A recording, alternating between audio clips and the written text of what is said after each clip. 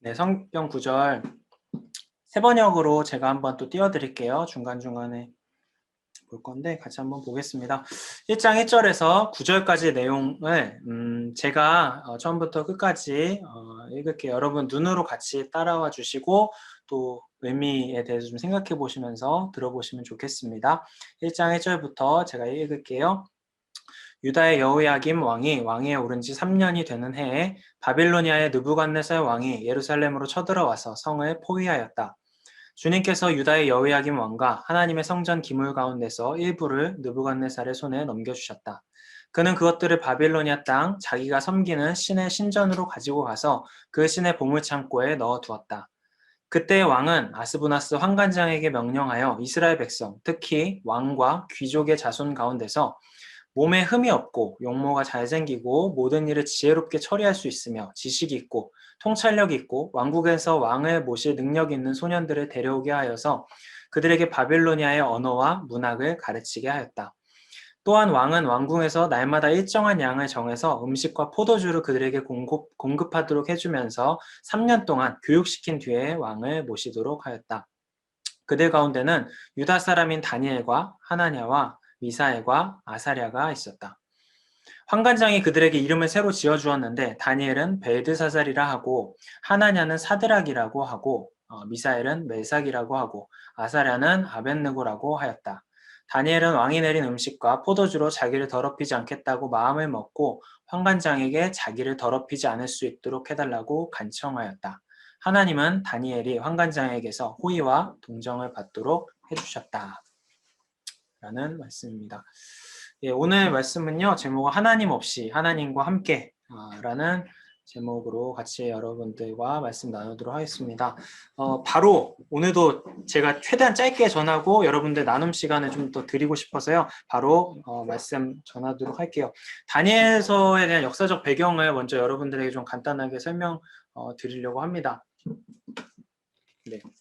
보시면 자, 여기 지도를 한번 보세요. 보시면은 이거 요즘 제가 양육 따로 하고 있는 성경 양육에서도 많이 말씀드리고 있는 건데 요쪽 이 메소포타미아 지역, 요 지역이 어쨌든 그 세계 또 3대 문명 중에 하나잖아요. 여기를 끊임없는 그 강대국들, 제국들이 계속 요 지역을 이제 돌아가면서 이제 패권을 잡았었거든요. 근데 주전 5세기 정도에 이 지역을 패권을 잡았던 제국은 바벨론이라는 제국이에요. 그래서 성경에서도 아주 많이 등장하는, 그리고 이 바벨론이라는 제국이 특별히 이제 북이스라엘과 남유다로 갈라졌을 때 이 남유다를 침공을 해서 멸망시키는 제국입니다. 이 다니엘서의 그래서 배경을 좀 말씀드리면은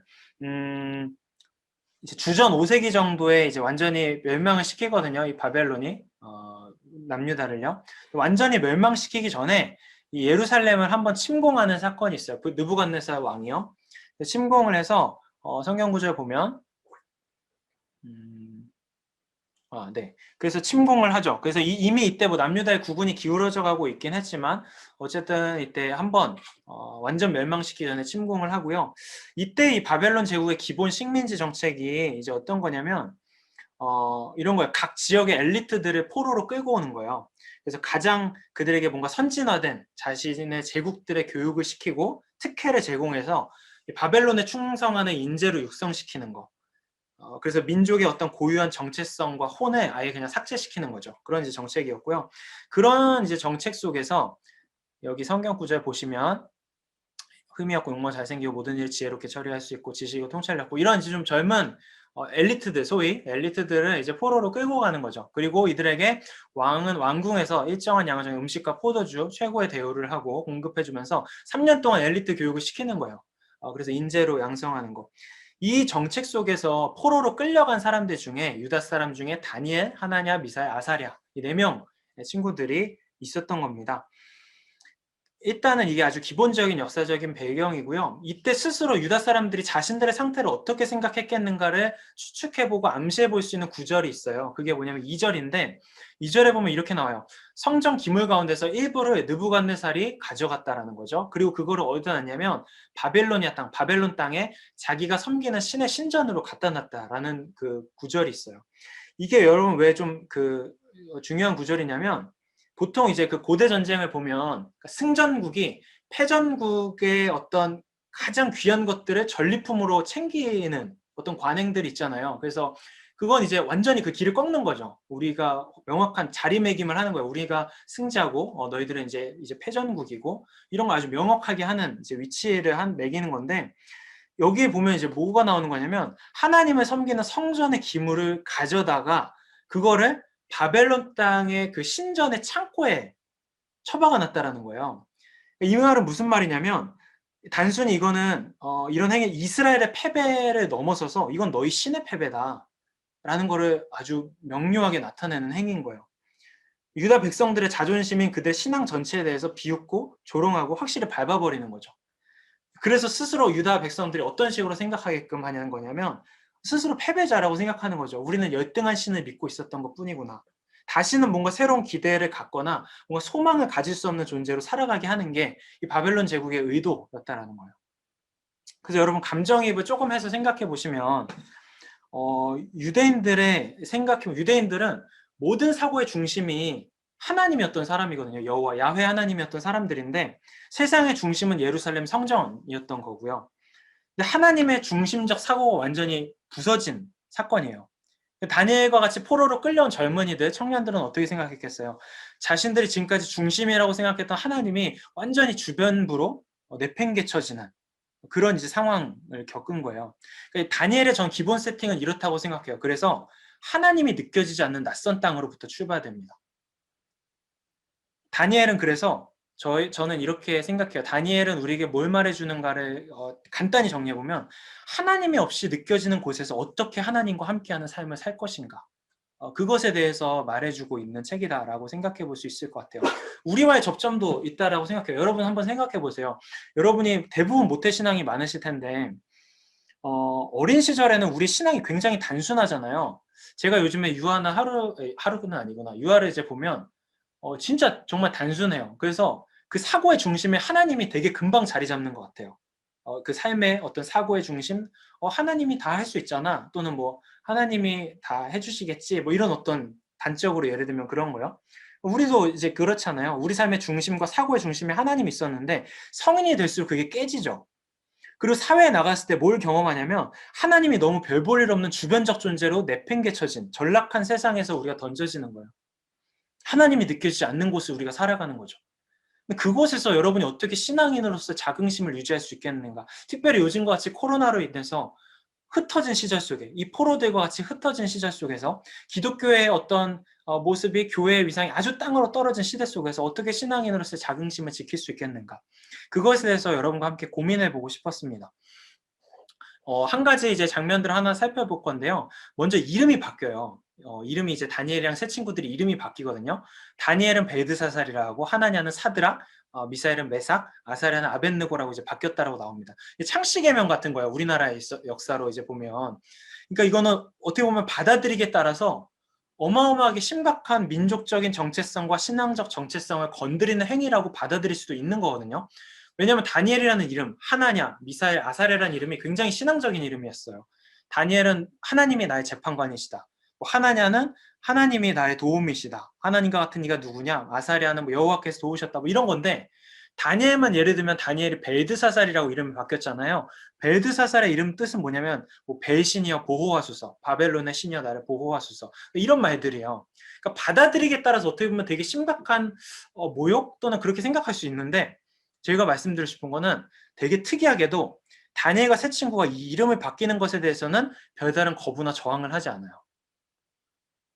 그러니까 이게 되게 다양한 해석이 사실 가능한 부분이긴 해요. 이 저항이 없는 부분이. 그래서 이때는 다니엘이 타락했다가 나중에 정신 차린 거다. 뭐 이런 식으로 생각하기도 한 해석도 있기도 한데 저는 이 부분이 현실에 대한 인식이라고 생각해요. 무슨 말이냐면 자신들이 지금 처한 지금의 상황을 정말 말도 안 되게 부정하거나 외면하지 않는 거죠. 일단 자기들이 놓여진 상황 자체에 대한 인식을 하는 거예요. 절대 강국에 끌려온 약소국의 포로의 신분일 뿐이라는 거. 하나님이 아닌 바벨론의 신이 더 높임받는 세상 속에 있다는 것에 대해서 일단은 받아들이는 거예요. 여기서부터 출발하는 거. 그러니까 뭘 말하고 싶은 거냐면 다니엘이 이따 저항을 하거든요. 그래서 저항에 대해서 얘기를 할 건데 처음부터 뭔가 아주 극단적으로 이상적인 스탠스로 간다거나 아니면 현실 부적응자가 되는 선택을 한 건 아니라는 걸 말씀드리기 위함이에요. 오히려 자신들에게 놓여진 상황을 인식하고 받아들였던 걸로 보여요. 자, 그러나 그 다음에 이제 우리가 여러분이 다니엘 이야기를 들었을 때 많이 들어보셨을 그 이야기가 이제 나오는데요. 다니엘과 친구들이 뭘 하냐면 뜻을 정하여 왕의 음식과 그가 마시는 포도주로 자기를 더럽히지 않겠다라고 선택을 합니다. 자, 이것도 이제 생각을 해봐야 되는데 왜 왕의 음식이 자신들을 더럽히겠다라고 생각을 했을까? 가장 흔한 해석은 뭐였냐면 레위기에 나오는 음식 정결법이 있거든요. 뭐 그래서 돼지고기는 부정한 거고 뭐뭐 부정한 거 이런 것 때문에 그랬을 거다라고 하는 게 흔한 해석인데 이게 좀 설득력이 떨어진다라는 그 이제 제가 책이나 이제 자료를 봤는데 왜 그러냐면 이 왕의 음식 중에 돼지고기만 있었겠어요, 여러분? 그러니까 우리는 돼지고기를 특별히 잘하는 집이 하면서 돼지고기만 내놓지 않았겠죠. 그러니까 뭔가 소고기도 있었을 테고 그 부정한 음식의 목록에 포함되지 않는 많은 육류나 고기들도 있었을 거예요.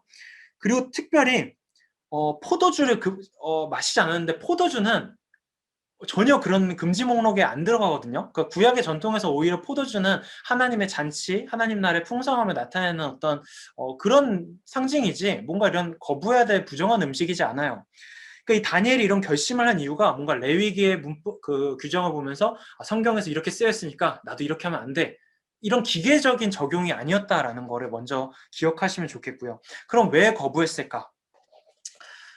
이런 의미를 여러분 생각해보면 좋겠어요. 왕의 식탁에서 음식을 함께 한다는 건 뭐냐면 바벨론의 왕이 제공하는 특별한 지위, 어떤 부와 특권을 받는다는 거예요. 그러니까 바벨론 왕의 입장에서는 능력과 재력을 과시하면서 너 이 풍요로움에 따른 이 가치관으로 너희들을 초대한다라는 이제 제스처거든요. 그러니까 다시 말해서 왕의 음식을 받아들여 먹는다는 거는 내가 그의 편이 되겠다. 그의 사람이 되겠다. 무엇보다 바벨론 왕국이 제시하는 바벨론식의 가치관에 젖어드는 선택일 수 있겠다. 라는 해석을 다니엘이 한 거죠. 친구들이. 그래서 여러분 정리해서 다니엘과 세 친구가 왕의 음식을 거부한 거는 왕실의 어떤 풍성함과 사치스러움, 또 풍요로움에 취해버리지 않겠다는 선언이기도 하고요. 자신들의 삶의 목적이 하나님의 꿈을 쫓기보다는 그저 황실의 힘과 권력, 풍요로움과 안정만을 욕망하는 삶으로 좁혀지는 것을 두려워한 것이고요.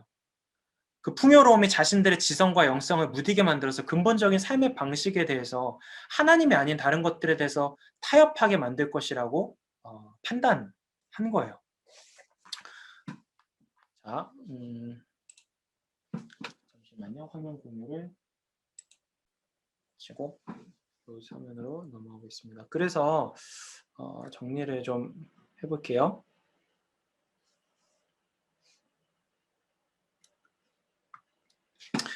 정리를 좀 하면 우리의 상황에 맞게 좀 한번 여러분 생각해 보시면 좋겠는데, 그러니까 우리도 하나님이 없는 것 같은 이제 현실에서 이제 살아간다는 말이죠. 이게 이제 우리의 놓여진 현실이에요. 근데 이제 제가 먼저 첫 번째로 얘기하고 싶은 거는 다니엘과 세 친구들이 그 이름의 계명을 받아들였던 것처럼 저도 일단은 우리가 받아들여야 될 상황이 있다라는 생각이 들어요. 그러니까 여러분이 자본주의 사회에서 살면서 여기서 아예 벗어나서 살아간다는 건 우리가 불가능한 세팅인 거잖아요. 학업의 스트레스요, 뭔가 경제적인 고민, 안정감에 대한 두려움, 취준을 위한 스펙 경쟁의 어떤 불안함으로부터 아예 벗어난 진공 상태로 가는 게 우리의 목적이지는 않다라는 거를 먼저 분명히 하고 싶어요. 그럴 수 있는 사람도 없어요. 저는 그게 신앙의 어떤 목적성도 아니라고 생각을 해요. 근데 여러분, 이 현실을 일단 인식하고 이 상황을 받아들인다는 것이요, 세상의 모든 가치관과 목소리를 내가 흡수하면서 좋은 게 좋은 거지 식으로 살아가도 좋다는 것을 의미하는 건 아니라는 거예요. 두 발을 이 땅에 디디며 살아가지만 그 현실 속에서 여러분이 하나님의 자녀로서의 살아감에 있어서 진정 우리의 정신과 마음을 망가뜨리는 가치들에 대해서는 선택적인 저항을 하면서 살아내는 믿음의 훈련이 필요한 거죠. 여러분은 그런 게 온 것 같아요. 여러분 각자에게 다, 저는 이건 정답은 없고 여러분 각자에게 다 다르실 거라고 생각을 해요. 여러분의 약함이 있을 거라고 생각을 하거든요. 돈만 있으면 무조건 다 될 것 같이 느끼는 자본주의의 가치일 수 있고요. 돈이 없는 스스로를 바라보며 계속해서 박탈감과 절망감으로 끌고 들어가는 마음일 수도 있고, 끊임없이 여러분의 불안함을 자극하는 어떤 비교의 시선일 수 있고요. 과정을 중요하게 생각하지 않고 결과만을 요구하고 있는 결과 중심주의 사회의 가치일 수도 있고요. 타인의 아픔에 무감각해지고 공감하지 못하게 하는 개인주의일 수도 있고요. 흑백 논리로 사람을 재단에서 바라보게 하는 양극화된 시선일 수도 있고, 또는 잠시도 쉬지 못하게 여러분의 불안함을 자극하는, 일상을 향유하지 못하게 하는 불안함의 감정일 수도 있어요. 심지어는 여러분, 제가 술에 대해서는 되게 열린 태도로 여러분에게 여러 번 좀 말씀을 전했던 것 같아요. 기계적으로 성경 술 마시지 말라 이런 거 없다. 좀 열린 태도로 여러분에게 말씀드렸는데, 근데 그것조차도 여러분이 만약에 술을 통해서 주기적인 우울감에 빠져요. 질서 없는 삶으로 빠져요. 또는 관계에 있어서 뭔가 지속적인 어떤 실수와 상처, 파괴적인 행동을 일삼는다면 그거 역시도 저항해야 될 행동에 포함될 수 있는 거겠죠. 무엇이 되었든요, 하나님의 사람으로서 살아가지 못하게 하는, 여러분을 망가뜨리고 병들게 하는 여러분의 삶의 방식을 자꾸 왜곡시키는 가치에 대해서, 감정에 대해서 여러분은 저항하고 있는 거를 생각해 보시면 좋겠어요. 아무 저항도 없이, 아니 저항까지 가지도 못하더라도 그런 생각이나 고민도 없이 그냥 세상에 살면서 역시 하나님은 없어를 되뇌이며 살고 있지는 않으신가 생각해 보시면 좋겠습니다. 하나님의 은혜가 나타난 장면이 있어요. 제가 지금 화면 공유를 다시 하면 좀 흐름이 끊길 것 같아서 9절에 보면 하나님이 이 다니엘이 뜻을 정하였다라는 그 다음 구절에서 하나님이 이 다니엘을 환관장에 은혜를 입게 했다, 긍휼을 입게 했다 라고 하면서 어떤 하나님의 주체적인 행위가 구절에 처음으로 등장을 하거든요. 제가 예전에 이런 구절을 생각하면서 이게 뭐지? 왜 하나님의 은혜가 이때 나타나지를 생각해 볼 때 처음에는 이렇게 생각했던 적이 있어요. 뭐냐면 이전에 하나님이 없다가 다니엘이 이제 뭔가 이제 신앙적으로 노력하니까 그제서야 하나님이 나타난 건가? 그런 하나님은 우리가 뭔가 노력하고 열심히 짜내야만 그때 나타나는 치사한 존재인가? 이런 식으로 생각했던 적이 있는데, 저는 이렇게 지금은 생각을 하고 해석을 합니다. 없던 하나님이 갑자기 나타난 게 아니라요, 그제서야 발견되어진 거죠. 무감각하던 나의 감성과 영성과 이성이요, 저항의 행동을 통해서 날카롭게 예리하게 다듬어지니까 그제서야 발견되어지는 하나님의 흔적과 손길들이 있는 것 아닐까. 하나님이 없는 것처럼 보여질 뿐 진짜 없는 것이 아닌 것이죠. 그래서 여러분, 다니엘서의 전체적인 주제가 아주 간단히 말하면 여전히 하나님이 세상을 다스리신다를 많이 말해요. 그러면서 환난 속에 하나님이 없는 것처럼 살아가는 성도들을 향해서 격려하고 위로하는 책인데요. 그 주제에 맞게 뒤로 갈수록 다니엘이 막 환상을 보거든요. 꿈을 꿔요. 하나님이 여전히 세상을 다스리신다라는 그 하나님의 마음을 함께 품게 되는 거예요. 근데 저는 다니엘과 다니엘의 친구들이 하나님의 이런 마음을 함께하는 이상을 꿈꾸게 되고 하나님의 꿈을 꾸게 되는 이런 삶으로 나아가는 이 첫 단계에 가장 초반부에 이 선택적이지만 어떻게 보면 이 믿음의 저항이 있었다라는 거, 그게 되게 의미심장하다라고 생각을 해요. 젊은 시절에, 청년의 시절에 그의 선택이 그의 전체 앞으로의 삶의 결과, 모습을 만들어가지 않았을까를 생각해 볼 수 있는 거죠. 제가 주변에도 그래서 뭐 선후배 목회자들 보다 보면 뭐 제 동기들도 사실 좀 이제 나이가 저도 들어가다 보니까 제 동기들조차도 그런 애들이 보이는데, 제가 진짜 하나님 믿나? 이렇게 보여질 정도의 어떤 목회자들이 보여질 때가 있어요. 그러니까 그 느껴지는 느낌이란 게 있거든요. 그러니까 초대형 교회에서 몇 년 사역하다 보면 이 눈빛과 태도가 달라져요. 그래서 뭔가 이렇게 SNS 상에서도 그 사석이니까 편하게 뭐뭐야 부르면 정색하면서 개인톡 와요. 공식적인 자리에서는 목사라고 해줄래? 막 이런 식으로 오기도 하고, 얘가 돌아버렸구나, 맛이 갔네, 이렇게 생각되는 애들도 있고, 그러니까 목회와 양육보다 뭔가 정치와 관리라는 느낌이 있는 애들이 이제 보여요. 근데 제가 이제 보면요, 그런 친구들을 보면 첫 선택부터 그런 선택들을 해나가더라고요. 그러니까 이름 있는 교회, 소위 브랜드 있는 대형 교회만을 골라가면서 사역지를 선택하고 그 스펙을 쌓으면서 자신의 삶의 결을 스스로 만들어가는 거죠. 그러니까 여러분도 한번 생각해 보시면, 우리 전 세대 신앙, 여러분의 부모님 세대의 신앙을 생각해 보면 여러분이 볼 때 되게 너무 꽉 막혀 있어, 너무 고리타분해 보이는 신앙에 저항을 했던 세대거든요. 그러니까 이런 거죠. 막 술자리 막 엄청 막 피하고 주일 성수 막 목숨처럼 여기고. 그러니까 여러분의 시선으로 봤을 땐 그게 지금 시대가 좀 고리타분하다라고 느낄 수 있어요. 저도 이해는 해요. 근데 여러분, 우리가 무시하지 말아야 될 건 그런 젊은 시절, 우리 어른 세대 그 젊은 시절의 저항의 선택들이 그분들이 모진 세월 동안 신앙의 힘을 지켜온 원동력이 되었을 거다라는 거죠. 그에 비해서 우리는 그런 선택들이 그냥 고리타분하다, 너무 꽉 막혔다라고 말하고 있지, 우리는 그럼 어떤 저항의 선택들을 쌓아나가고 있는가?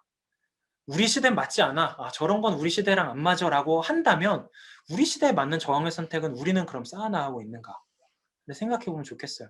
여러분에게 뭔가 아주 기계적인 문자 적용식의 저항을 하라는 거지 않아요. 그러나 적어도 고민해 봤으면 좋겠는 건 작은 선택을 우리가 쌓아가고 있는가. 젊은 시절의 선택 하나하나가 평생의 여러분의 삶의 결을 좌우할 수 있는 거죠.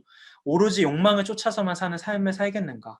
아니면 영혼의 가치를 꿈꾸며 조금이나마 하나님 주시는 꿈을 쫓아 마음을 품으며 살아가는 삶을 살아가시겠는가.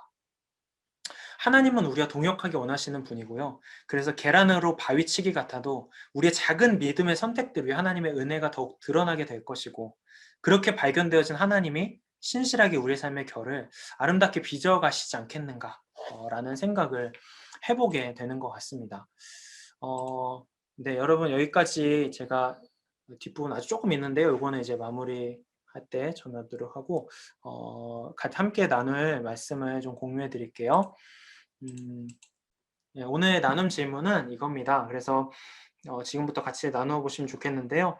어쨌든 아까 제가 잠깐 말했듯이 이건 답은 없어요. 그냥 본인 각자에 따라서 약한 부분이 있는 거니까요. 한번 스스로 생각해 보시면 좋겠고, 하나님의 자녀로서 어쨌든 내가 하나님이 없는 것 같은 사회에서, 세상에서 여러분도 살아가고 계시잖아요. 근데 그 안에서 가장 좀 나를 망치고 파괴하는 하나님의 자녀로서의 정체성과 나의 존재를 파괴하는 문화나 분위기나 가치나 어떤 뭐 감정도 있을 수 있겠고, 여러분의 삶의 패턴일 수도 있겠지만, 그것들은 뭔가를 생각해 보시면 좋겠어요. 그리고 그것들에게 나는 저항의 선택을 쌓아나가고 있었는지도 생각해 보시면 좋겠고, 그렇지 않다면 어떤 방식으로 내가 저항할 수 있을까, 뭐 답이 없을 수도 있지만요, 한번 여러분의 그룹 안에서 이 얘기를 같이 좀 나눠보시면 좋겠습니다. 지금 이제 48분인데요 50분으로 생각하고 2시 20분에 다시 전체 마무리 모임 시작하겠습니다. 개인으로 들어와 계신 분들께서는 잠깐 이렇게 혼자 시간 가지시다가 2시 20분부터 다시 한 번 더 함께 해주시면 좋겠고요. 각 그룹에서는 나눔 해주시고 2시 20분부터 다시 진행하도록 할게요. 저희도 이제 음소거하겠습니다. 진행해 주세요. 예, 마무리를 좀 해볼게요. 일단은 저는 요즘에는 그때그때마다 바뀌는 것 같은데, 저에게 요즘에 좀 저를 망치는 것 같다 좀 하는 거는 좀 결과 중심의 어떤 좀 그런 게 있어요. 그런 가치들이랑 저는 좀 싸우는 것 같고요. 뭐냐면 이런 거죠. 그러니까 코로나가 되면서, 아니 이게 뭐 제가 여러 번 설교 시간에 좀 고백했던 것 같긴 한데, 숫자를 신경 안 쓰려고 해도 이 미묘한 분위기와 이런 것들에서 아예 자유로울 수가 쉽지 않은 거예요. 그래서 잠깐만요. 너무 디테일하게 말하지 않고 수위를 조절해서 요즘에 예를 들면 이제 코로나가 되고 나서 한 40명이 오프라인으로 왔단 말이에요. 그리고 이제 뭐 온라인으로도 좀 들어오시면 4, 50명. 이제 그러면 근데 이제 사실 저는 저 스스로에게 떳떳하기 위해서 여전히 그래도 되게 힘들어하는 청년들 개인적으로 계속 많이 만나고, 또 저녁에도 좀 초대하기도 하고 그러는데, 왠지 나를 그렇게 안 보는 것 같은, 그냥 이제 되게 40명 정도만 하고 40명 정도 어치의 뭔가 사역을 하는 걸로 이제 보는 것, 그런 뭔가 분위기와 실제 그런가 안 그런가는 모르겠다만, 아무튼 그런 어떤 느낌과 나 스스로가 만들어 놓은 어떤 생각들과 이제 그런 것들이 있다 보니까 되게 뭔가 어떤 때는 되게 목적성 없이 뭔가 막 분주하게 계속 막 이런 거 해야지 저런 거 해야지 막 생각하게 되는, 저도 보는 것 같아요. 그러니까 나 스스로도 이런 부분에 좀 약하구나, 이런 생각을 하는 것 같고요. 마지막으로 정리하면서 좀 말씀드리고 싶은 거는 이 얘기가 있습니다. 뭐냐면 이게 뭐 우리가 막 흔히 말해서 다니엘과 새 친구, 뭐 다니엘과 그 외, 막 이렇게 되다 보니까 다니엘만 마치 좀 주연이고 나머지는 뭐 되게 그런 인물처럼 생각하는데, 실제로 들러리 같이 느껴지지만 저는 실제로 그렇지 않았을 거라 생각해요. 뭘 말하고 싶냐면, 다니엘이 뜻을 정해서 왕의 음식과 포도주를 마시지 않는 저항을 했지만 그게 그 혼자였으면 가능했을까? 저는 불가능했을 거다라고 한 99% 확신합니다. 1% 정도 남겨놓고. 근데 왜냐면 우리가 그래요. 그러니까 혼자서는 그것을 지속해내기도 어렵고, 뭔가 그 저항의 선택을 하더라도 스스로의 감정과 내가 너무 바보같이 사나? 이 감정에 매몰되고 함몰되기 쉽거든요. 그러니까 제가 여기서 이 말씀을 묵상하면서도 들었던 생각은 세네 명인 거잖아요. 세네 명. 세네 명만 있어도 우리가 정말 이 성경을 하나님의 말씀의 가치로서 받아들인다면 세네 명만 있어도 거대한 제국에 대한 믿음의 저항들을 선택해 나갈 수 있다라는 거. 그런 의미에서 사실 이것도 원래 나눔 질문 중에 하나였는데 이게 너무 길어질 것 같아서 제가 뺐었거든요. 여러분 안에 정말 여러분의 깊이 속을 나눌 수 있는, 내가 요즘에 선택하고 있는 믿음의 저항들에 대해서 나눌 수 있는 사람이 한두 명이라도 있는 걸 한번 생각해 보시면 좋겠어요. 그러니까 그냥 친한 거 말고 그 이야기까지 정말 할 수 있는 단 한두 명이라도 있는가. 저는 그 여부가 굉장히 중요하다고 생각을 합니다. 저도 제가 아까 그런 결과 중심의 것들에 대해서 얘기했잖아요. 제가 아내랑도 자주 나누지만 가장 효과적인 거는 저와 비슷한 처지에 있는 비슷한 규모의 혼자서 애쓰고 있는 막 사역자들 만나서 이런 이야기들을 쭉 했을 때 답은 없거든요. 야, 그럼 우리 이렇게 하면 되겠다. 답은 없어요. 근데 마음에 힘이 생겨요. 아, 우리의 방향성이 틀리지 않았다. 같이 계속해서 해나가 보자. 우리의 선택들을 계속해서 쌓아나가 보자라는 마음에 힘이 생긴다는 거죠. 우리의 선택들이 바보 같지 않다라는 걸 서로 확인하고 격려가 되는 거거든요. 이거 저는 너무나 중요하다라고 생각을 합니다. 여러분이 그래서 함께 믿음의 저항을 쌓을 수 있는, 진짜 많을 수 없어요. 여러분이 지금 순으로 묶여 있지만 저는 그렇게 이상적으로 되지 않을 거라는 걸 알아요. 여러분이 묶여 있는 순 8명, 9명, 이 사람들이 전부 다 여러분의 아주 진한 믿음의 저항을 할 수 있는 동역자가 되지는 못할지언정 여러분에게 단 한두 명이라도 그런 믿음의 저항을 쌓을 수 있는 동역자들이 있는가를 생각해 보시면 좋겠고, 그 관계를 만들어 가시면 좋겠어요. 그 관계를 만드는 건 그냥 하나예요. 여러분이 먼저 진실함으로 여러분의 마음을 털어놓을 수 있어야 되는 것 같고요. 그 털어놓음에 대해서 상대방이 부담스러워요. 너 왜 이래? 이러면 어쩔 수 없는 거예요. 근데 나눴는데 정말 그 사람이 같이 공감이 되고 사실은 나도 그랬어 라는 것이 연결되는 순간 연대가 생기는 거거든요. 그런 어떤 나눔들과 마음들이 우리가 같이 연대하지 않는다면 불가능하다라는 생각이 저도 듭니다. 계속해서. 그래서 요즘에 우리가 말씀을 가지고 그래도 좀 나누고 있잖아요, 여러분. 그래서 우리가 계속해서 이런 좀 신앙적인 나눔들을 짧은 시간이지만 쌓아갈 텐데, 여러분 이 안에서 그런 관계였으면 좋겠어요. 우리가 당장은 답이 없더라도 계란으로 바위치기 같이 느껴진다 할지라도 그 결단에 대해서 격려해주고 같이 다시 한 번 더 해보자라고 일으켜주고 말씀 안에서 스스로 느낀 것들을 함께 나눌 수 있고 그런 관계들로 우리가 세워져 가면 좋겠다라는 생각이 듭니다. 예, 시간이 좀 가서요. 같이 기도하고 마무리하면 좋겠습니다.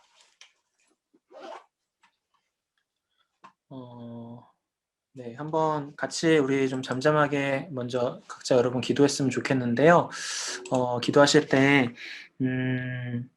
먼저 여러분의 그 믿음의 저항에 대해서 생각할 때 각자 뭐 이렇게 나누셨었잖아요. 지금 여러분을 파괴하고 망가뜨리는 것 같은 문화들. 그 속에서 참 속수무책이라고 느끼죠. 정말 저도 공감하고 참 어렵습니다. 그러나 하나님 저에게 다시 한 번 더 선택할 수 있는 마음의 힘을 달라고 기도하시면 좋겠고요. 무엇보다 그 마음의 힘을 함께 나눌 수 있는 그런 믿음의 저항을 함께 선택할 수 있는 그런 동역자들을 허락해 주시고 또 제가 그런 관계를 만들어갈 수 있게 해달라고 그런 용기를 달라고 다시 한 번 더 체념해버린 또 순응해버린 나의 의지를 다시 한 번 더 새롭게 하여서 뜻을 정하오니 하나님 이 시간 우리의 마음이 새로워질 수 있게 도와주시고 또 다음 한 주간을 살아갈 때 바보같이 느껴질지라도 각자만의 그런 놓여진 믿음의 싸움들을 함께 감당해 나갈 수 있는 우리가 될 수 있게 달라고 잠깐 각자 여러분 기도하시고요. 제가 기도하고 마무리하겠습니다. 같이 기도하겠습니다. 하나님, 이 시간 우리들 각자만의 놓여진 믿음의 싸움들에 대해서 또 각자가 싸우고 있는 부분들 함께 나눕니다. 하나님, 그런 것들이 너무 커서 그 앞에서 우리의 모습을 볼 때 너무나 우리 스스로 작게 느껴지고 무엇보다도 함께 하시겠다 약속하신 하나님도 너무 작게 느껴지는 세상 속에 우리가 살아갑니다.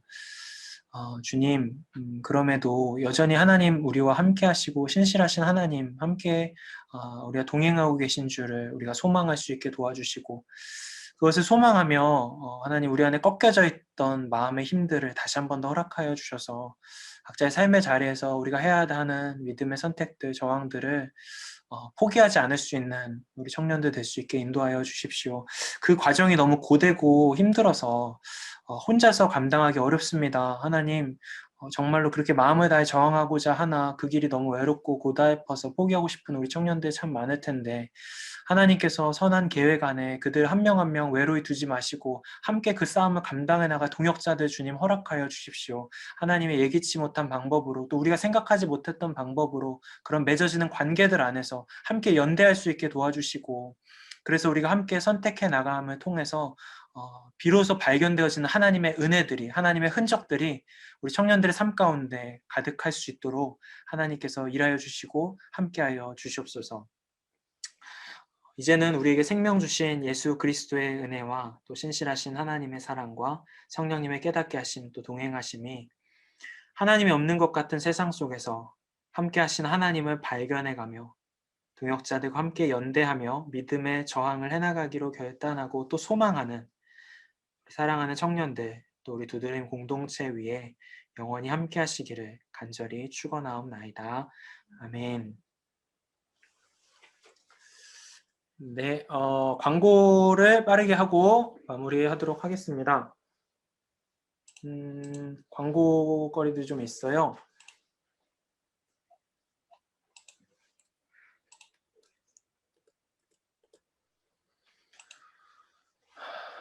네, 광고하겠습니다. 화면 좀 봐주시고요. 먼저 예배에 대해서 안내와 좀 당부의 말씀을 좀 드리고 싶은데요. 일단은 제가 이제 한 주 동안 저도 계속 민감하게 아무튼 살펴보고 여러 자료들 보고 뭐 모임 장소에도 계속 문의하면서 보고 있는데요.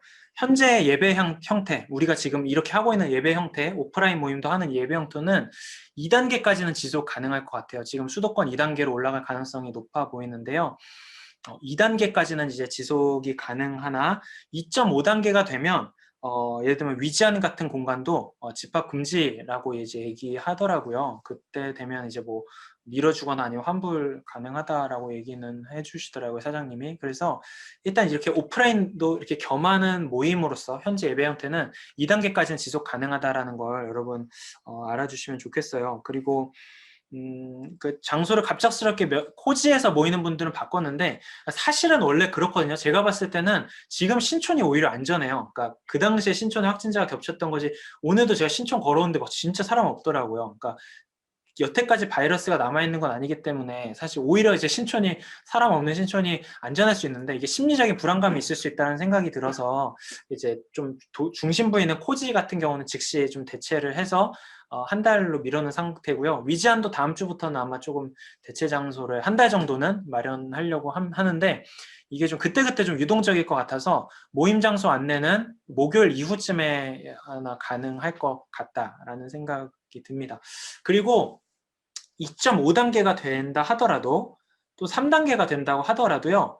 저희는 지금의 예배 틀은 유지하려고요. 무슨 말이냐면 이렇게 오프라인으로 여러분이 그룹끼리는 못 모이더라도 줌을 계속 쓰려고 하고요. 써서 예를 들면 여러분 뭐 개개인으로 들어오시겠지만 개개인으로 들어와서 뭐 전체 이렇게 뮤트 걸고 제가 말씀 나누고 우리 지난번에 청모임할 때 온라인 청모임할 때 잠깐 했던 형태대로 순별로 이제 뭐 그룹 소회의실을 열어서 그 안에서 또 30분간 나눔하고 다시 전체 끝나면 전체 나눔하고 이런 식의 틀은 계속해서 유지하려고 한다라는 거 알아주시면 좋겠습니다. 어쨌든 그래서 좀 부탁하고 싶은 거는 여러분 각자 지금 모여 있는 분들 있잖아요. 4그룹 정도 지금 모여 계시잖아요. 그 모임방에서 가급적으로는 가급적이 아니라 거의 안 하셨으면 좋겠어요. 식사나 간식 거의 안 드시면 좋겠고 마스크는 뭐 지금 다 저 빼고는 다 끼고 계시지만 착용하고 계시지만 마스크 꼭 착용하시면 좋겠고 그래서 오히려 이제 우리 예배 모임이 좀 안전하다라는 인식이 우리 안에 좀 공유되어서 그렇게 계속 진행되면 좋겠다라는 생각을 합니다. 그렇고요. 연말총회가 12월 첫째 주에 한다라고 말씀드렸는데 이 공간도 뭐 아예 아직 폐쇄는 아닌데 어쨌든 명확한 건 1, 2층 다 같이 원래 모이려고 했던 게 초기 계획인데 그건 어려울 것 같아요. 여기 공간이 이제 지금 규정상으로는 2단계가 되면 이런 단체 홀은 모임 정원의 50%만 모일 수 있거든요. 그럼 30명 모임이 가능한 건데 그러면 이제 1, 2층 다 같이 모이기는 어려울 것 같다라는 생각이 들어서 조금 미정입니다. 이거는 제가 아직 정신없어서 대표단이랑도 아직 얘기는 못 해봤고요. 조금 더 고민해보고 얘기해보도록 하겠습니다. 세 번째 광고는 각 동아리에서 이제 끝나가잖아요. 올 한 해 동안 거의 활동도 못 하셨을 텐데 각 동아리마다 필요한 비품 목록들이 있을 것 같은 생각이 들거든요. 그러니까 억지로 막 쥐어 짜내시지 마시고요. 근데 이제 정말 각 동아리에서 필요했던 비품들이 있다면 그거를 좀 한번 정리해서 대충 이런 거고 얼마 정도 들 것 같다를 청구해 보시면 좋겠어요. 지금 예산이 좀 많이 남았기 때문에 뭐 허투루 막 쓸 건 아니지만 이 기회에 그래도 사 놓으면 좋겠다는 생각이 들어서요. 그러나 보관은 지금 교회 건물이 없기 때문에 내년 3월까지는 개인 장소에서 해야 된다라는 거.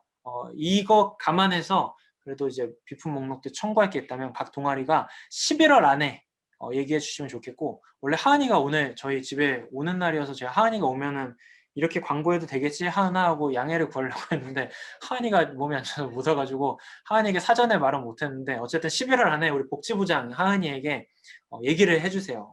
목록은 이렇고 얼마 정도 일 것 같다. 그래. 저한테 따로 지금 얘기하신 동아리도 있는데 그건 제가 전달을 하도록 하겠습니다. 그래서 했습니다. 네, 그러면 지금 오늘은 예배가 좀 늦어져서 늦게 끝나서 한 20분 정도밖에 안 남아 있네요. 각자 그룹별로 모임 마무리 잘 해주시고 한 주 동안 또 건강하게 지내시면 좋겠습니다. 다음 주 한 주간 뭐 거리두기 상황 제가 계속 보면서 또다시 공지하도록 할게요. 여러분 건강하게 잘 지내십시오.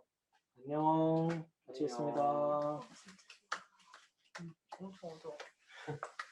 어두워?